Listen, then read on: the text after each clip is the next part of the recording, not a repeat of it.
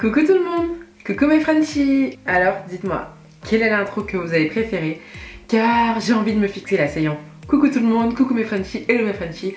Dites-moi en commentaire ce que vous préférez.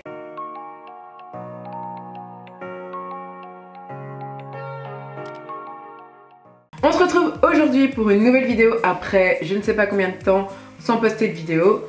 Pour vous faire très court, j'avais pas envie, j'étais dans un moment où ça allait pas trop et j'avais pas envie de me forcer à monter de vidéos, à mettre des vidéos en ligne, à faire genre ah nouvelle vidéo en ligne. C'est pas moi, c'est pas mon style, donc j'ai arrêté de mettre les vlogs en ligne. Mais bientôt les 2 derniers vlogs vont sortir parce que oui, j'ai aussi arrêté de vlogger parce que quand ça va pas, je fais pas semblant, je vlog pas, je fais rien. Donc voilà, aujourd'hui comme vous l'avez vu dans le titre, je vais tester le nouveau fond de teint de Rihanna, oui. Bref, aujourd'hui nous sommes le 8 septembre les gars, jour de sortie du fond de teint de Rihanna. Je me suis précipitée à Sephora pour acheter ce fond de teint parce que oh my god, quand j'ai vu toutes les teintes qu'il y avait, je me suis dit il me faut ce fond de teint. Bon, je vous arrête tout de suite. Je sais ce que vous allez dire, tu mets pas de fond de teint, blablabla. Mais je me suis rendu compte que toutes les revues maquillage que je vous ai faites durant l'hiver, j'ai mis du fond de teint. So, peut-être que je mets du fond de teint. Et aussi, mon fond de teint que j'avais de Make Up Forever, il est terminé. Il faut le renouveler. On arrive bientôt en hiver.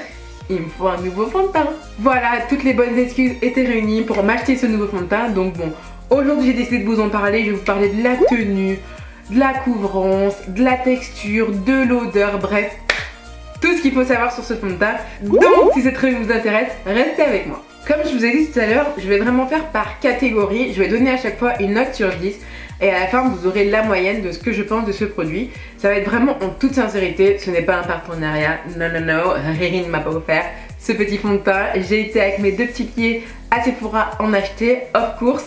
Aussi je voulais m'acheter un highlight et le gloss, mais c'était déjà en rupture de stock. So si vous voulez savoir ce que je pense de ces produits, parce que of course je vais les guetter ou alors les acheter sur internet, donc n'hésitez pas à me suivre sur Snapchatou, juste en bas je vous remets mon Snapchat. Ajoutez-moi et je vous en parlerai en fait là-bas. Tout d'abord le produit se présente dans un packaging assez soft, assez simple en fait. C'est vraiment basique, rien de très olé olé. Voilà, et ça c'est plutôt sympa. Couvrance moyenne à totale, longue tenue, léger comme l'air. J'aime pas les fonds de teint. Donc c'est clairement ce que je recherchais. Quelque chose d'assez léger, quelque chose d'assez nude, quelque chose d'assez style bébé crème en fait. Moi j'ai la teinte 390, donc c'est la dame à Sephora qui m'a conseillé. Après j'ai pas mal swatché sur mon bras pour voir aussi au niveau des teintes, parce que je me laisse pas embobiner par les meufs de Sephora qui veulent à tout prix tout mon fond de teint. Non, je vous vois venir. Au niveau du prix, il faut savoir qu'il est à 33 € les gars. Mon fond de teint Make Up Forever est à 40 €. Niveau prix, c'est totalement abordable, accessible à tous. Enfin, pour le prix, moi je dis 10 sur 10. Je sais pas si vous avez vu, mais il y a une tonne de teintes. En tout, il y en a 40. Et pour le coup, Riri, elle a archi bien joué son coup parce que bah, quand vous voyez la petite promotion, il y en a pour tous les goûts, la chinoise, il y en a pour l'européenne, la meuf très foncée, la meuf voilée, enfin tout le monde peut se retrouver en fait dans ces produits et c'est ce que j'ai kiffé dans sa campagne de pub. Au niveau du packaging extérieur, c'est vraiment pareil, plutôt sobre. On reste sur quelque chose de très simple et quelque chose de très basique. C'est en verre un peu trempé, vous voyez. Et j'aime bien. Par contre je me demande est-ce que c'est pas salissant. Je vais faire une partie au Beauty Blender et l'autre partie au pinceau teint pour vraiment voir si ça crée une différence de couvrance et une différence d'application. On va tester déjà la texture et l'odeur. Alors déjà niveau texture c'est assez fluide. Bon c'est plutôt épais quand même. Regardez. Il y a un petit côté gras, vous voyez un petit côté je sais pas. Faudrait voir. Ah ça sent bon.